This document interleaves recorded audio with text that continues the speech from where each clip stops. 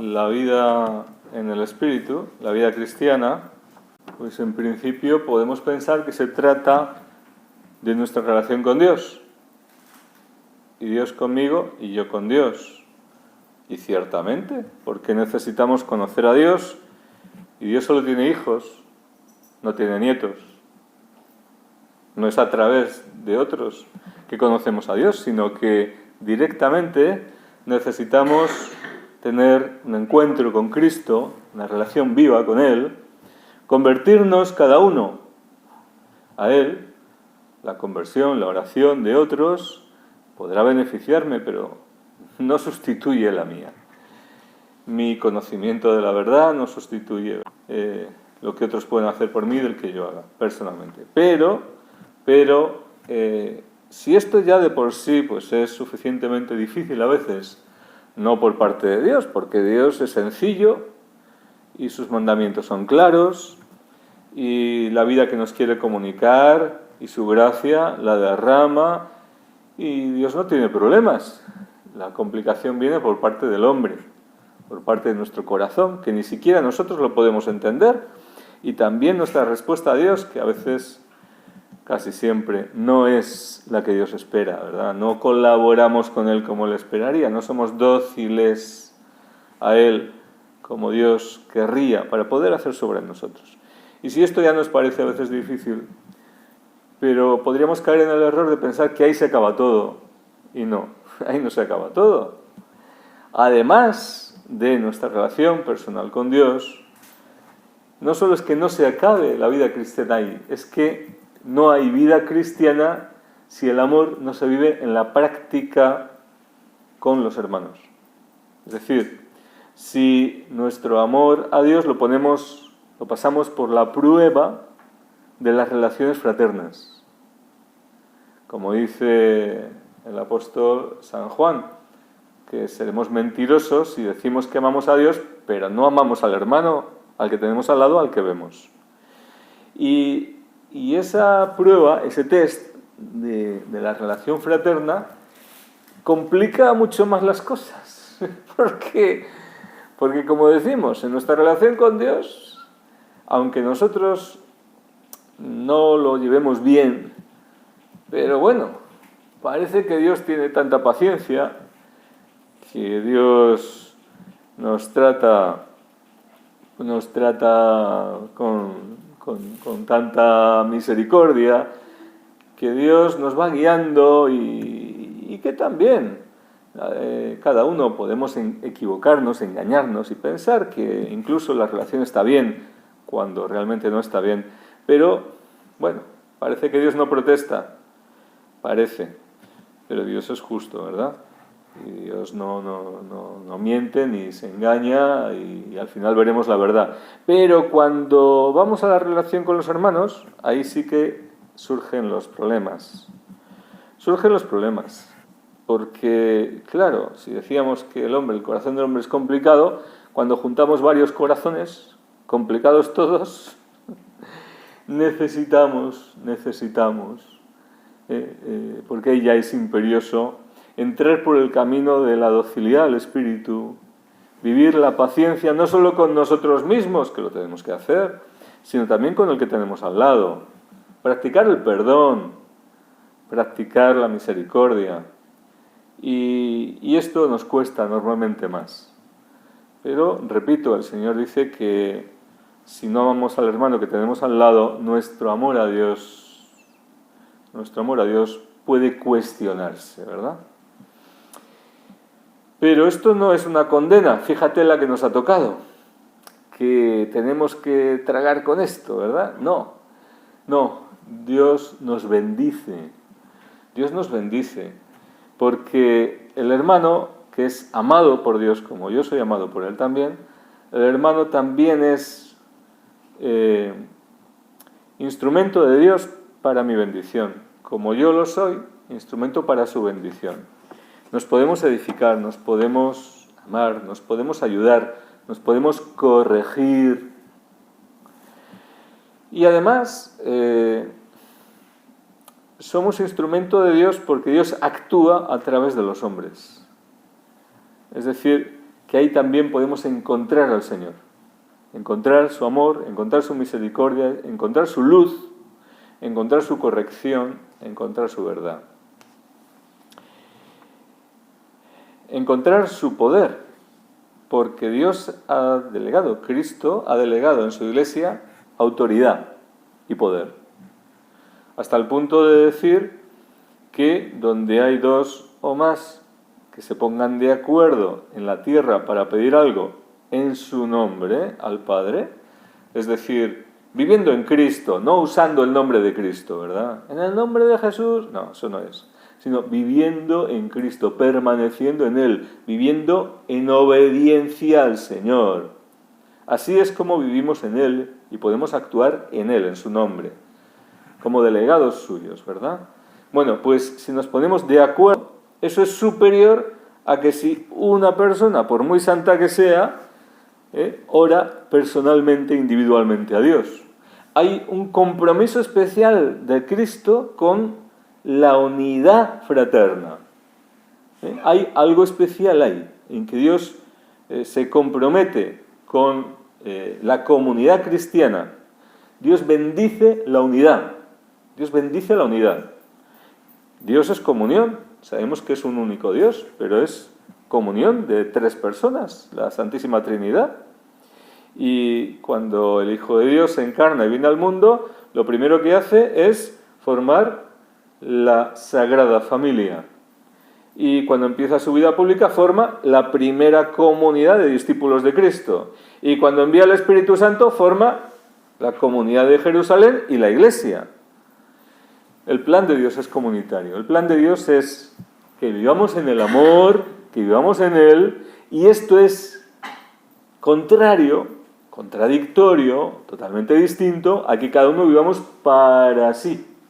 Cada uno para él mismo, pensando en él, y no siendo piedra viva en la construcción de un edificio espiritual, que es el cuerpo de Cristo. No siendo miembros vivos los unos de los otros en un cuerpo especial donde Cristo es la cabeza. Entonces, para formar esa unidad, se necesita de alguna forma la muerte al yo. La muerte al protagonismo, la muerte a la soberbia. Para vivir en el Espíritu se necesita morir a la carne. Pero claro, es que la unidad fraterna y el plan comunitario de Dios para los cristianos es una ayuda precisamente para vivir en la verdad, en el amor y no en el egoísmo, en el aislamiento cada uno, ¿verdad? Y además es un procedimiento como el Señor trata con nosotros para curarnos de nuestros males, para darnos la medicina que necesitamos. Y como digo, hay unas promesas especiales de Dios asociadas a la unidad en el Espíritu, que es la unidad, como la primera comunidad cristiana, que tenían un solo corazón y una sola alma. Y cada uno era de su padre y de su madre. Y seguían siendo cada uno de su padre y de su madre. Pero, aunque uno tendría un gusto, otro otra idea distinta, otro lo que sea, pero en las cosas importantes vivían en unidad. Y no llamaban cada uno suyo a los bienes que poseían, sino que lo compartían todo. Y miraban por el hermano. Y respetaban la autoridad de los apóstoles. Y obedecían. Surgieron también algunas disputas, ¿verdad? Se empezaron a hacer algunas diferencias luego, más tarde, entre los judíos, los que no eran judíos. Todo eso lo fueron resolviendo con la ayuda del Espíritu Santo. Pero la escuela de vida en el Espíritu, que es la comunidad cristiana, sigue siendo el plan de Dios para los cristianos. No puede haber crecimiento espiritual si no entramos por este camino, que es un camino, como digo, de muerte al yo, pero de crecimiento en el amor, en la medida que compartimos lo que Dios nos da y recibimos lo que comparten los hermanos y nos enriquecemos todos. Y se multiplica el poder y el favor de Dios. Esa oración en unidad, porque hay una vida en unidad, igual que dice aquí que oremos en nombre de Cristo, pero no solo en nombre de Cristo, también como miembros de un cuerpo, en nombre de la comunidad, y unidos con una única oración, no individuales oraciones individuales que juntamos, sino una única oración como cuerpo vivo, ¿verdad? Aquí hay un poder que se desata. El poder de Dios está comprometido con esta unidad. Ahora bien, no solo esta unidad, sino este poder que Dios da para atar en la tierra, que quedará atado en el cielo, etc. Y eso lo ha dado la Iglesia. Ahora bien, si esto es tan precioso y tan valioso, ¿qué intentará el diablo? El diablo, el que se opone, el que divide, ¿qué intentará? ¿Qué atacará como uno de sus objetivos predilectos? La unidad entre los creyentes. La comunidad cristiana será objetivo de su ataque, porque además sabe que aquello clásico, divide y vencerás.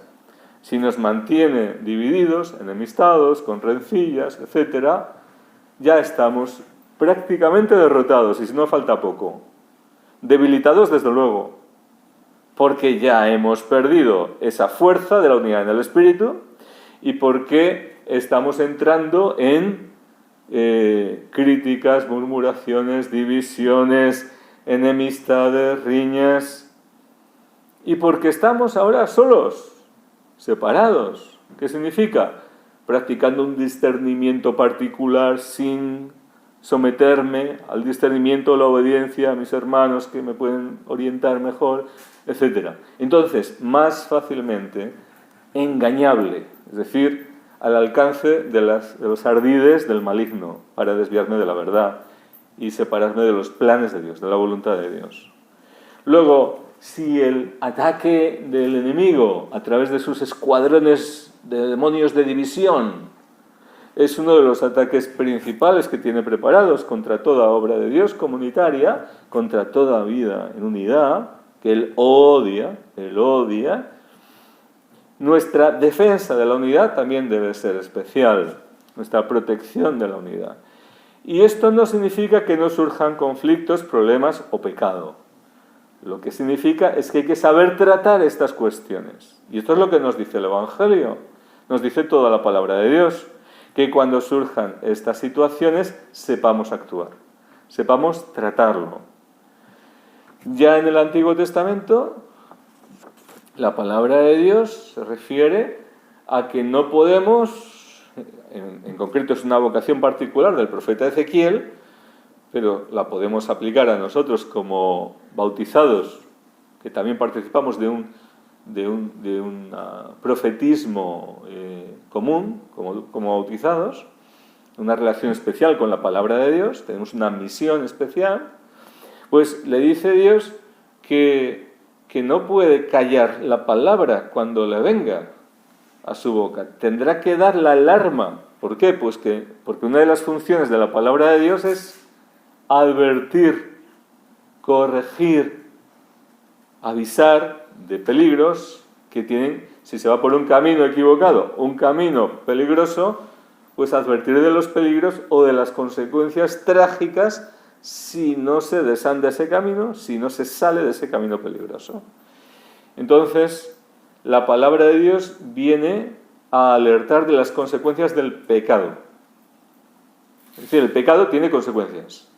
Y si no se habla del pecado y no se explica las consecuencias del pecado, quien no esté advertido puede seguir por ahí pensando que no hay problema y llegar a sufrir las consecuencias trágicas que habría que ahorrar.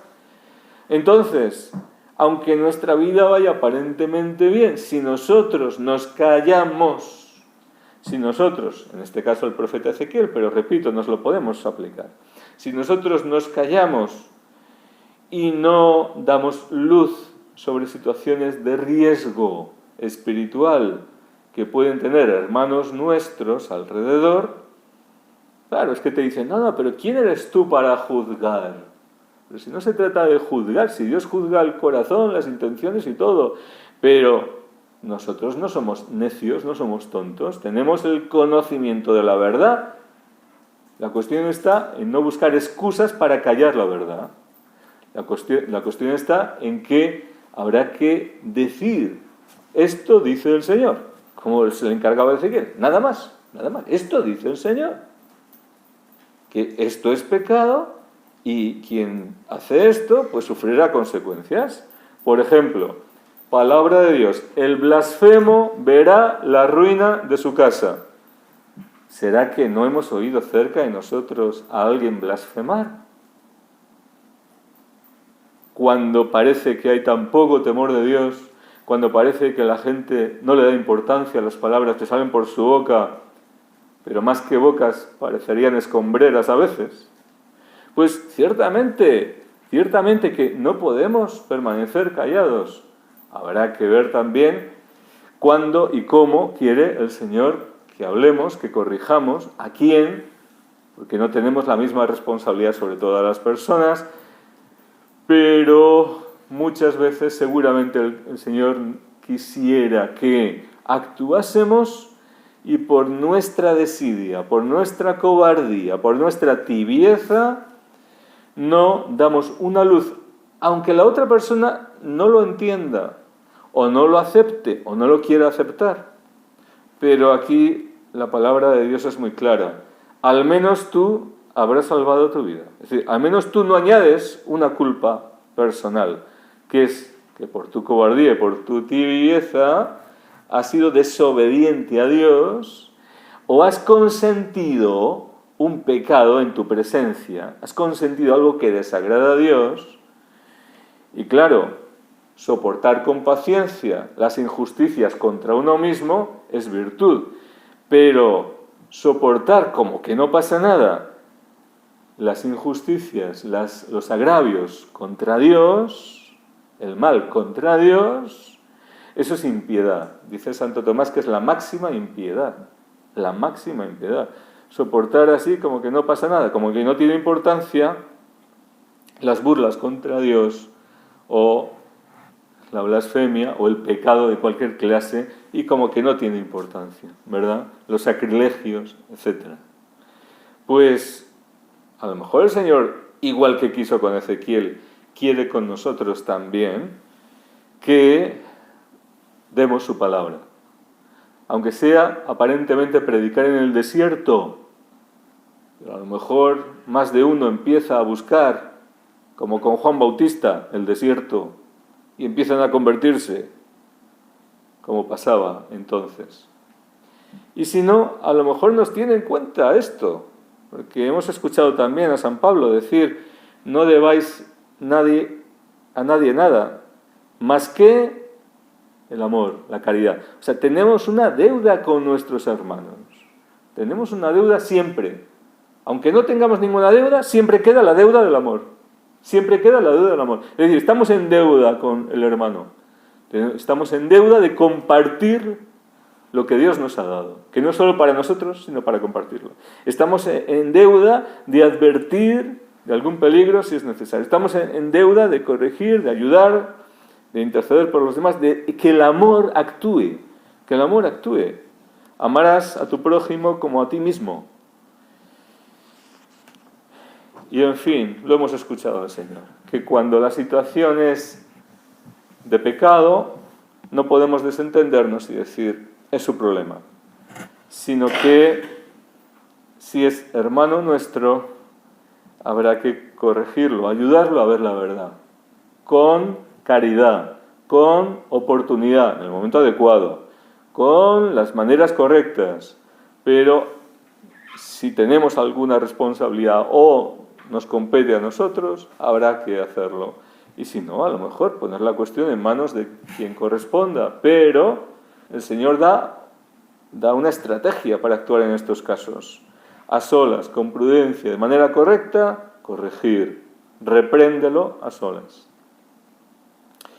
Y si no hace caso, pues tener 2 o 3 hermanos que sean testigos y con su mediación ayudar a ese hermano a ver si abre el entendimiento y el corazón a la verdad y se corrige. Y si no, pues que sea un asunto público de la comunidad para resolver todos los casos, todas las disputas, y que la comunidad no quede inficionada de división, de espíritu de división, que sería muerte. y ahí podamos volver a tener un mismo pensar y un mismo sentir. Y quien no quiera tenerlo, considéralo como un publicano, como un pagano, dice el Evangelio. Es decir, si no acepta la verdad, si no acepta la corrección, si no tiene docilidad para reconocer la voz de Dios y la ayuda por la caridad que se le ofrece, si tiene otros criterios, si no quiere vivir en esa unidad en el espíritu, en ese amor, en esa caridad, en ese mismo sentir y pensar, entonces es que se está excluyendo de la comunión con los hermanos. Nadie lo está echando. Es que, dice, considéralo como un pagano. ¿Por qué? Porque se está comportando así, se está autoexcluyendo. Y esto es triste, pero conviene y es más beneficioso perder un miembro que se gangrene el cuerpo. Que ese veneno y esa división arrastre y estropee la vida de todo el cuerpo, lógicamente. Bien, confiamos en el Señor, en su amor y en su poder. Él nos asiste con su gracia y con su espíritu. Él tiene estos planes de unidad en el amor y en la verdad, de vida abundante y de vida fraterna, en el amor de Dios, y además de autoridad y de poder, para que vivamos y actuemos en su nombre y podamos extender su reino. Pero esto se consigue viviendo en unidad. Y esto no puede suceder si no somos verdaderos discípulos de Cristo primero, que pasamos por la escuela del Maestro, que significa negarse a sí mismo, aceptar la cruz, que también son las contrariedades, adversidades y tribulaciones, pues los sufrimientos que hay que llevar a veces con paciencia en el sufrimiento, por amor a Dios y a los hermanos, pero seguir a Cristo, no pararnos, no dejar que la luz se apague, porque si la lámpara se pone en un lugar donde ya no da luz, no sirve para nada. No dejar que la sal pierda su sabor, porque entonces solo serviría para ser arrojada a la calle y que sea pisoteada, dice el Evangelio, ¿verdad? Y lo que hemos recibido no lo podemos esconder. Lo que Dios nos ha dado no es solo para nosotros. Necesitamos compartirlo. Necesitamos ofrecerlo. Necesitamos entregarlo con la convicción de que no defendemos nuestras ideas, nuestras opiniones o nuestros juicios. Al contrario, porque nos hemos negado a nosotros mismos y queremos obedecer a la verdad, defendemos y proponemos y ofrecemos a los hermanos que lo necesiten y al mundo a través de la evangelización. Ofrecemos a Cristo, que es nuestra vida, que es la verdad, que es la salvación, que es el que nos introduce y nos da su espíritu para ello en la vida, en el amor, en la vida, en la verdad, en la comunión con Él y en la comunidad que Él crea, para vivir en esa preciosa unidad de los hijos de Dios, esa preciosa unidad de corazones, de mentes, de sentimientos, unidos a Él y entre los hermanos. Qué agradable es vivir los hermanos unidos, dice el Salmo. Y qué unción y qué poder el Espíritu Santo derrama donde ve esto, donde ve corazones unidos y abiertos, dispuestos a amarse y a perdonarse, dispuestos a acoger la corrección con humildad y con sencillez, porque todos la necesitamos como una ayuda para nuestro caminar, pero también conscientes del tesoro que llevamos en vasijas de barro y que no podemos dejar que se pierda, que se estropee, sino que hay que ponerlo a trabajar, que se vea, que brille, para gloria de Dios. Así sea.